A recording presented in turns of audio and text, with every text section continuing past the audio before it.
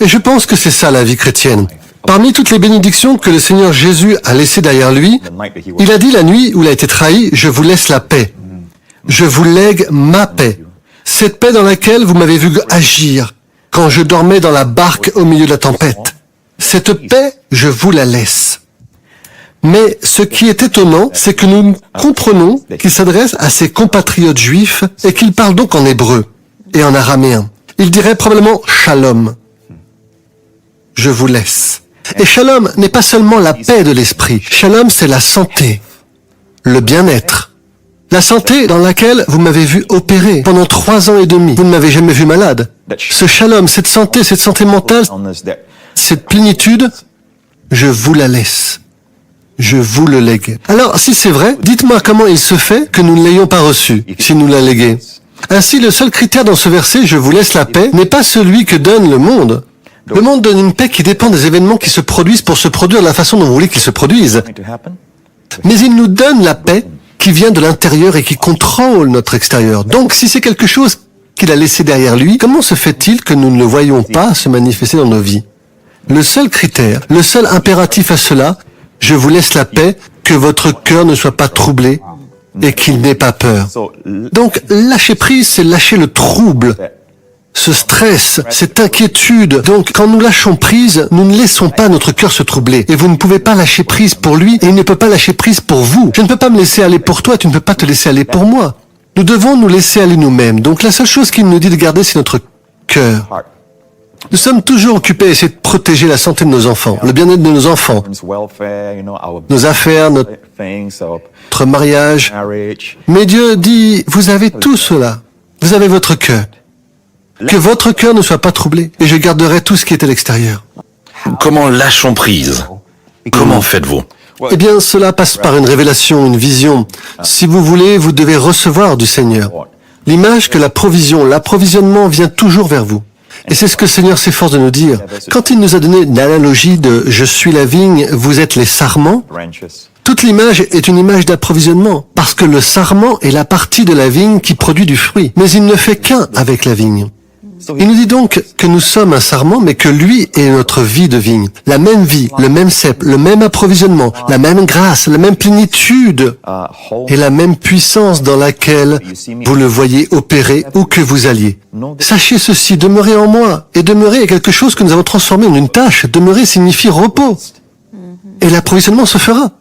Lorsque vous êtes confronté à une situation stressante, sachez que la vigne, le Seigneur Jésus, vous apporte la paix. Lorsque vous devez prendre une décision difficile ou que vous avez besoin de sagesse dans un certain domaine, il vous fournit la sagesse et le discernement pour ces situations. Vous devez toujours être conscient que l'approvisionnement, c'est une révélation. C'est difficile si vous opérez par la chair. C'est la chose la plus difficile à laisser, parce que la chair veut prendre le contrôle. Tout tourne autour du contrôle. Je m'occupe de ça, je m'occupe de ça. Et c'est de là que vient le stress en essayant d'opérer, en essayant de prendre le contrôle d'une situation. Donc, prendre la vie du lâcher-prise est à la fois facile et difficile. C'est facile si vous avez une révélation de ce que Dieu a fait déjà. Il fournit, mais c'est difficile si vous ne voyez pas cela et que vous opérez par vos propres efforts, par vos performances, par vos œuvres. Quelle est la base? D'où cela vient-il? C'est dans une conversation plus large avec la grâce, et je me souviens qu'un de vos livres sur le combat spirituel, il y a des années, avait la photo d'un type qui se prélassait sur une chaise longue, allongé. Oui, allongé, oui. Et j'ai aimé ça, et j'ai compris. Donc, je connais assez bien votre enseignement à ce sujet, mais d'où est venue cette pensée, le germe de cette idée? Oui. Je crois que chaque ministère, chaque pasteur, chaque leader a une équipe ou une mission pour laquelle Dieu l'a élevé. Et la mienne est de redécouvrir l'évangile de la grâce.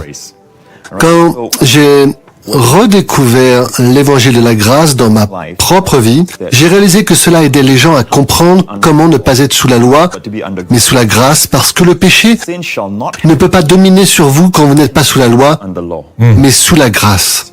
Alors, comment puis-je faire cela en pratique? Comment puis-je fonctionner sous la grâce et non sous la loi? Et ce qui m'a aidé, c'est ceci. Pour aider les gens à comprendre, bien sûr, à partir de ma propre expérience, je lutte avec cela. Et le Seigneur m'a dit un jour, tu es sous la loi. Et j'ai dit, Seigneur, je suis un prédicateur de la grâce. Que veux-tu dire par là que je suis sous la loi? Il a répondu, la loi, c'est la demande. Et la grâce, c'est la provision. Donc la loi est une question de demande. La loi exige la droiture de la part d'hommes en faillite à cause du péché. La grâce fournit la droiture comme un don à l'homme. Donc la loi est toujours très exigeante. Tu ne feras pas, tu ne feras pas, tu ne feras pas. La grâce pourvoit toujours, je le ferai, je le ferai, je le ferai. La nouvelle alliance. Alors quand j'ai vu ça, pratiquement chaque jour quand nous nous réveillons, nous avons un choix. Nous pouvons être orientés vers la demande. Nous pouvons penser à, j'ai ce délai à respecter, j'ai ma fille adolescente à qui je dois parler, j'ai ma femme à rendre heureuse. Pourquoi vous riez à ça? Vous êtes orienté vers la demande. Quel genre d'exigence? C'est une exigence envers vous-même. Ou vous pouvez vous réveiller avec l'esprit de la provision. Une partie de ça. Bon, d'accord. Même si je vais m'occuper de ma femme, la provision de la sagesse sera là. La provision de grâce et de miséricorde sera là. Ouais. C'est une question de perspective. La repentance, si vous voulez. Parce que la repentance est un changement d'esprit. Donc, je sais que beaucoup de gens luttent avec leur santé. Vous savez, ils ont peut-être reçu un mauvais diagnostic aujourd'hui. Je sais à quel point c'est épuisant. Il arrive parfois comme un camion Mac, j'en suis sûre, pour beaucoup de gens. Comment faites-vous? Parce que je sais qu'il faut un moment pour juste partir. Je dois d'abord inverser les choses ici. Je pense que le champ de bataille est dans l'esprit. Aider ceux d'entre nous qui ont reçu un mauvais diagnostic à se ressaisir, à commencer à croire et à ce que nous disons, parce que je sais que ce que nous disons dans ces moments-là a un effet si étonnant sur nos corps, sur nos esprits, sur nos pensées. Comment surmonter cela? Et laisser tomber ce que nous pensons devoir faire pour prendre soin de nous quand nous savons que Dieu nous a pris en charge. Vous savez, l'hébreu Rapha, pour la guérison, Jéhovah Rapha et la guérison. Mais l'étymologie, la racine de Rapha est Rapha, avec un hey, qui signifie détendu, laisser aller. Il y a donc un verset qui dit qu'un cœur détendu est la vie de la chair. Wow. Très souvent, nous enseignons la confession de foi. Nous venons de ce genre de milieu, nous confessons. Il était malade, il a confessé par ses meurtrissures, certains guérissent. Mais si vous n'enseignez pas aux gens à se débarrasser de leur stress, de leurs soucis et de leur anxiété, ils peuvent confesser par peur, confesser à cause de l'anxiété. Nous avons vu des gens qui sont désespérés, oui, ils diront tout ce que vous voulez qu'ils disent. Je pense que la première chose que nous devons partager avec eux est comment laisser aller cette inquiétude, que Dieu prend soin de vous. La raison pour laquelle il est dit de jeter tous vos soucis car il prend soin de vous. Et regardez les oiseaux du ciel, Jésus dit. Ils ne s'inquiètent pas de savoir d'où viennent leur nourriture. Et même sur le trottoir, vous pouvez les voir picorer sur la chaussée en béton, non? Que mangent-ils? Et nous nous demandons si Dieu prend soin des oiseaux. N'avez-vous pas plus de valeur qu'eux, dit Jésus? Je pense que bien souvent, nous devons commencer par lâcher la peur, l'anxiété et l'inquiétude avant de pouvoir enseigner aux gens comment recevoir la guérison. Souvent, je constate que ce sont les gens qui, pour une raison quelconque, ne s'inquiètent plus autant de leur état. J'ai prêché un message sur ce sujet à Lakewood, chez Paul Austin. J'ai dit, docteur, il m'a dit ceci après le sermon. Il a dit ceci et c'est tellement vrai. J'entends ça tout le temps. Mais la semaine dernière, il m'a raconté qu'un type avait reçu un diagnostic de cancer du pancréas. Et vous savez, le pourcentage de s'en sortir est vraiment sombre, non? Il a dit, ce type a juste vécu, encore et encore et encore. Paul lui a demandé, quelle est la raison pour laquelle vous viviez tant d'années avec ça? Il a finalement été guéri. Mais il dit qu'il a dit que, eh bien, je ne m'inquiète pas pour ça. Je sais que Dieu prend soin de moi. Je pense qu'il y a une clé là. Vous savez que nous avons besoin de redécouvrir. Que nous devons être attentifs à la provision. Si vous êtes malade, la provision va vers vous. Elle peut ne pas se manifester complètement d'une seule fois, mais 34 signifie que vous êtes à 74 de guérir. C'est ça. Mais 64 est l'étape suivante. Maintenant, vous êtes plus guéri que malade. Si vous avez encore des symptômes, n'abandonnez pas. Le meilleur de Dieu pour vous est que vous receviez la guérison de lui. Quelle est l'alternative de s'accrocher fermement et de ne pas vivre la vie de lâcher prise? Vous savez, je regarde votre propre vie. Il ne s'agit pas seulement de moi et de ce que Dieu a fait à travers moi. Et je veux répéter que ce que Dieu a fait à travers moi, souvent, parfois, je laisse aller. Les gens disent que rien ne va se passer, mais quand vous laissez aller, Dieu travaille en vous, à travers vous. Quand je regarde votre propre vie, je me souviens que lorsque vous êtes allé dans certains de ces endroits difficiles et dangereux du monde, vous ne vous êtes pas inquiété. Vous étiez dans un endroit dangereux, mais vous ne vous êtes pas inquiété parce que vous m'avez dit que vous connaissiez la souveraineté de Dieu. Donc, parce que vous connaissiez la souveraineté de Dieu, vous avez su lâcher prise. Et Dieu vous a protégé. Et regarde ce que vous avez fait ces dernières années. Vous avez une lourde tâche à accomplir, mais pourtant vous êtes toujours si détendu. Donc, il ne s'agit pas seulement de construire une église, c'est qu'il s'agisse d'une organisation comme TBN, qui est le numéro 1 dans le monde, mais vous avez beaucoup de responsabilités. Pourtant, je vois que vous êtes toujours aussi détendu. Vous êtes toujours un type cool. Je suis pas là en train de vous flatter, non, je dis juste la vérité. Jésus, personne n'a accompli plus que lui en 3 ans et demi. Pourtant, personne n'était plus détendu que lui. Il avait toujours du temps pour chaque personne, du temps pour s'arrêter, faire demi-tour sur le chemin pour ressusciter la fille de Jairus, ou pour la guérir. Il s'est arrêté et a passé du temps avec cette dame qui était guérie par derrière, parce qu'il ne peut pas la laisser recevoir par derrière, parce que dans l'Ancien Testament, Moïse a vu Dieu par derrière, et dans l'Ancien Testament, les hommes péchaient toujours. Sous la loi, Dieu est toujours en train de repartir. Donc ils ont toujours vu Dieu par derrière. Le lieu de la malédiction, le lieu de la condamnation, Jésus ne peut pas la laisser recevoir par derrière. Il se retourne pour qu'elle voie son visage, qu'il l'aime, il veut qu'elle ait cette guérison, et il lui a dit, va dans la paix et la tranquillité d'esprit. Donc personne n'a accompli autant de choses que lui. Même lui a pris du temps avec la fille de Jairus est morte. Et pourtant, il a eu le temps d'aller là-bas et de la ressusciter d'entre les morts. Ainsi, la cadence, le rythme de la grâce qu'il vit. Je souhaite que tout le monde puisse simplement regarder la vie de notre Seigneur Jésus et de ne pas avoir cette idée, si je ne fais rien, rien ne se passera. C'est vrai pour le monde, mais ce n'est pas vrai pour l'enfant de Dieu. Vous savez, quand vous vous reposez, Dieu travaille, mais quand vous travaillez, Dieu se repose. C'est pourquoi il m'a dit, j'ai écrit ça dans mon livre aussi, il y a de nombreuses années, il a dit que lorsque vous vous reposez, je travaille. Un jour, je priais et j'ai eu une vision intérieure de tuyaux dorés, souples et flexibles, venant du ciel et dispensant de l'huile dorée sur un croyant. Ainsi, un tuyau fournissait la sagesse financière, un autre tuyau fournissait la santé et la guérison, un autre tuyau donnait de la sagesse pour son mariage, une autre source était la bénédiction dans sa marche avec Dieu. Quand j'ai vu cette réserve d'huile dorée, plus tard, j'ai demandé au Seigneur la confirmation de cette vision. Je suis toujours très prudent avec les visions, mais le Seigneur m'a amené à Zacharie 4, où Zacharie a vu des tuyaux d'or fournissant de l'huile d'or sur la menorah. Donc j'ai eu la confirmation et dans cette vision, j'ai vu ce croyant. Il a commencé à s'inquiéter d'un domaine de sa vie. Ce qu'il a fait en substance, c'est qu'il a resserré cette source, ce tuyau doré et souple. Il l'a pressé. En ce qui concerne le ciel, l'approvisionnement coulait toujours. Mais en ce qui le concerne, il semblait pour lui que Dieu ne l'approvisionnait plus. Mais en fait, tout ce qu'il avait à faire, c'était de lâcher prise dans sa vie de pensée. Jésus dit, n'ayez aucune pensée inquiète et Dieu vous vêtira mieux que le lys des champs. Mais en fait, quand vous vous reposez, Dieu travaille. Je veux dire, préférez-vous laisser Dieu travailler ou préférez-vous travailler vous-même? Si Moïse a frappé le rocher, aucune eau ne serait sortie. Quelque chose va sortir, son sang. Mais quand Dieu se joint à lui, l'eau coule du rocher d'abondance. C'est comme quand nous demeurons, nous portons du fruit, plus de fruits et beaucoup de fruits. Demeurer est très facile. Et maintenant, vous êtes dans cette pièce, vous demeurez dans ce studio. Qu'est-ce que ça veut dire? Rester, se reposer. Et pourtant, nous faisons un tel travail. Nous faisons du lâcher-prise un vrai travail. Donc c'est juste se rappeler à soi-même que Dieu m'aime. Je pense que ça commence par Dieu m'aime. Dieu prend soin de moi. Dieu fournit tout ce dont j'ai besoin aujourd'hui pour affronter cette journée. Il n'y a aucune demande que Dieu ne fournisse pas. Oui. C'est le manque.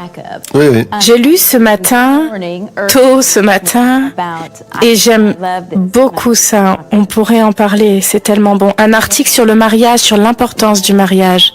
Et le premier miracle de Jésus a été de changer l'eau en vin. Et dans l'Ancien Testament, Moïse, parlez-en, juste une minute, j'adore ça. le premier miracle public de la loi, Moïse est un représentant de la loi. La loi a été donnée par Moïse. La grâce et la vérité sont venues par Jésus-Christ. Donc le premier miracle de Moïse a été de transformer l'eau en sang, entraînant la mort.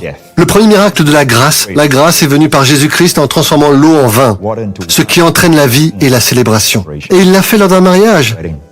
Ainsi, la grâce a été vue clairement pour la première fois dans l'évangile de Jean, dans le cadre d'un mariage. Et je pense que bien souvent, dans nos relations conjugales, Ce n'est pas tant le fait que le mari prenne sa femme pour acquise, ou qu'il se montre plus exigeant que d'habitude, ou qu'il la reprenne. Elle se sent comme « je n'ai plus de valeur, je ne suis plus aimé », mais c'est parce que quand il me parle, il est un peu blessant. Mais souvent, l'homme est stressé. Et ce n'est pas vraiment lui. Mais c'est parce que sa femme est proche de lui. Alors il s'en prend à sa femme. Mais ce qu'il ressent à l'intérieur, c'est le stress, l'inquiétude, l'anxiété. Mais le macho ne va pas dire à sa femme ce qu'il traverse parfois, mais il réagit à elle à cause de cette peur, de cette anxiété. Souvent, ce n'est pas à sa femme qu'il en veut. C'est à elle qu'il s'adresse car elle est proche de lui. Et je dis toujours que si vous laissez aller l'inquiétude, l'anxiété, votre mariage va s'améliorer de façon étonnante. Comment lâcher prise, même dans le domaine de notre mariage. Quand Dieu a fait la femme, Dieu a endormi l'homme. Alors je dis toujours aux gens, regardez, quand Dieu a fait votre femme, il vous a endormi. Donc quand vous dormez, Dieu peut travailler sur votre femme. Alors, allez dormir.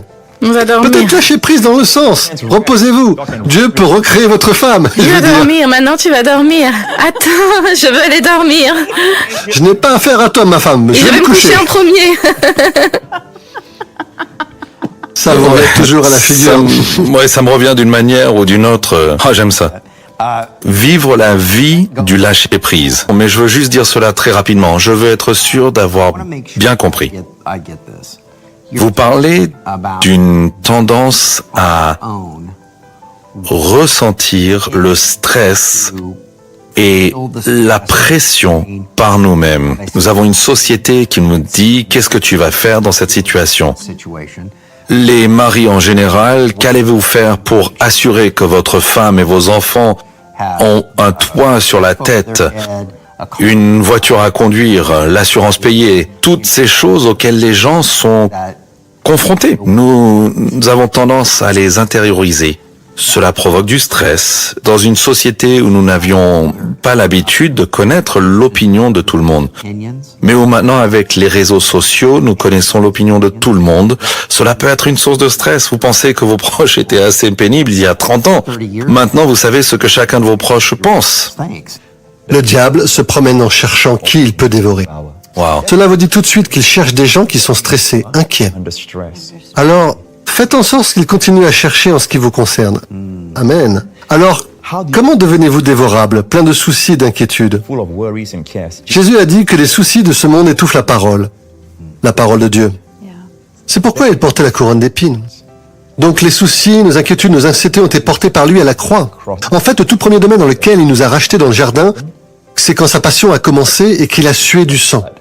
Il s'agit d'une condition médicale appelée hématridose, où les médecins disent, la science médicale nous dit que sous un stress physique extrême ou un stress émotionnel très rare, mais ça arrive, vous transpirez du sang. Vos capillaires éclatent. Jésus a donc sué du sang, mais il y a une qualité rédemptrice dans son sang. Donc quand son sang et sa sueur, rappelez-vous dans le jardin, quand Adam a péché, Dieu a dit, à la sueur de ton visage, tu mangeras du pain. À partir du moment où vous allez mener une vie stressée, vous aurez votre pain stressé, des soucis et de l'anxiété avec beaucoup d'efforts. Mais ce qui s'est passé dans le jardin, Jésus l'a terminé dans un autre jardin. Il a sué du sang et grâce à la qualité rédemptrice de son sang, il nous a tous rachetés de la malédiction de la sueur. Et même le grand prêtre ne pouvait rien porter qui le fasse transpirer. Oui, c'est dans le livre. Et comment cela est bon pour les ministres et les pasteurs, les dirigeants? Ils ont besoin de savoir que dans l'Ancien Testament, Dieu dit « portez du lin, même des brins de lin ». Dieu dit que du sommet de votre tête à la source de vos pieds, tous les Lévites doivent être habillés de lin. Ils ne doivent pas se vêtir de quoi que ce soit qui fasse transpirer. Dieu ne veut pas de sueur dans vos ministères. Et pourtant, je trouve que Dieu travaille toujours avec les gens. D'accord? Il travaille en harmonie avec ceux qui sont d'accord avec son cœur. Et son cœur est que nous aimions vraiment Jésus. Numéro 1. J'appelle toujours cela un tripode. Tout ministère, toute église, tout qui est construit sur ce tripode va réussir. C'est ce que le Seigneur m'a montré. Numéro 1, la personne de Jésus. Numéro 2, le corps du Christ. Vous devez avoir un amour pour l'église. Il y a ceux qui aiment la grâce, mais ils ont abandonné l'église locale. C'est la volonté de Dieu. L'église locale n'est pas parfaite, mais c'est toujours l'idée de Dieu. Et les 7 églises auxquelles Jésus a parlé ne sont pas toutes parfaites, mais 2 d'entre elles n'ont reçu aucune réprimande, mais elles ne sont pas toutes parfaites. Mais pourtant, le Seigneur s'adresse à elle comme à son Église. Et le 3e tripode, est Israël. Il y a ceux qui aiment le Seigneur, ils aiment l'Église, mais ils n'ont aucun cœur pour Israël. Et je trouve, dans mon Église, dans mon ministère, au fil des années, j'ai vu des gens qui aiment Israël. Et ils commencent à prospérer. Même lorsqu'ils donnent pour les missions en Israël, ou même pour investir dans leur propre voyage en Israël, ils commencent à prospérer. C'est quelque chose de très étrange. Nous avons donné une partie de nos dons, chaque mois, dans notre Église, à Israël. Et selon une révélation que j'ai reçue il y a plusieurs années, Paul lui-même dit que si nous avons reçu leurs bénéfices spirituels, est-ce trop pour nous de leur donner nos bénédictions matérielles? Et Paul parle de cela. Et c'est Israël. Laisse-moi te demander quelque chose que tu as mentionné hors caméra une fois et je ne sais pas si on a déjà parlé de cela devant la caméra. Et tu m'as dit une fois hors caméra que le Seigneur t'avait donné cette révélation sur le fait que TBN était une église. Qu'est-ce que cela signifie? Qu'est-ce que c'était et que penses-tu que cela signifie? Ouais. Premièrement, l'église n'est pas seulement un rassemblement de personnes. Lorsque Jésus a présenté l'église pour la première fois, il a mentionné que les portes de l'enfer ne prévaudraient pas. Je construirai l'église. Et puis il a aussi dit que là où 2 ou 3, la plus petite pluralité sont rassemblés, on ne peut pas obtenir plus petit que 2. Donc la plus petite pluralité. Donc là où 2 ou 3 sont rassemblés en mon nom, je suis au milieu d'eux. Donc l'église est composée même de la plus petite pluralité. Ok? Donc, ce n'est pas un bâtiment, ce n'est pas un endroit où l'on va appeler église à l'extérieur. C'est un rassemblement du peuple de Dieu. Donc, ce que Dieu a fait, c'est que nous devons nous éloigner de cette idée religieuse que l'église est un bâtiment. Et savoir que Dieu fait quelque chose dans le monde entier, que TBN est le réseau chrétien numéro 1, qui rassemble le corps de Christ, et parfois ceux qui ne peuvent pas physiquement aller dans une église peuvent regarder TBN, et ils sont en communion avec le corps de Christ. Et c'est l'idée de Dieu. Donc en fait, techniquement parlant, c'est une église. Une église où Jésus est glorifié, la puissance de l'évangile de la grâce est restaurée, et l'amour d'Israël est là. Joseph Prince, ta dernière parole sur le thème « Vivre la vie de lâcher prise ». Croyez que Dieu vous aime. Numéro 1. La Bible dit que nous avons connu et que nous croyons que Dieu nous aime. Numéro 2. Réalisez que Dieu ne veut pas que vous portiez un seul petit souci sur vos épaules. Il vous aime tellement que vous devez rejeter tout. Pas seulement 70, 80%, tous vos soucis sur lui, parce qu'il prend soin de vous. En fait, vous devenez si radical qu'au moment où les soucis arrivent, vous dites « Seigneur, tu les as. Je te les confie. » Et vous savez quoi? Au début, ça fait un peu bizarre. On a l'impression que je ne suis pas responsable, je n'y pense plus. Mais non, c'est la façon dont Dieu veut que vous viviez. Et la pensée vient, non, c'est Dieu qui gère. Non, je l'ai remis au Seigneur. Le Seigneur là, le Seigneur là. Il peut sembler que votre chair crie, irresponsable, irresponsable. Rien ne se passera, mais Dieu aime cela, parce que c'est vraiment marcher par la foi. Maintenant, vous le faites de manière pratique. Quand on vous a enseigné que la vie vient parce que vous lancez vers le Seigneur, il suffit de lancer vers le Seigneur.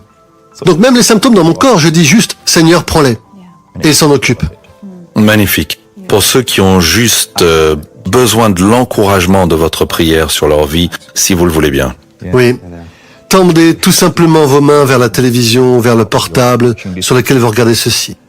Ayez confiance en ce moment que l'approvisionnement de Dieu vient vers vous.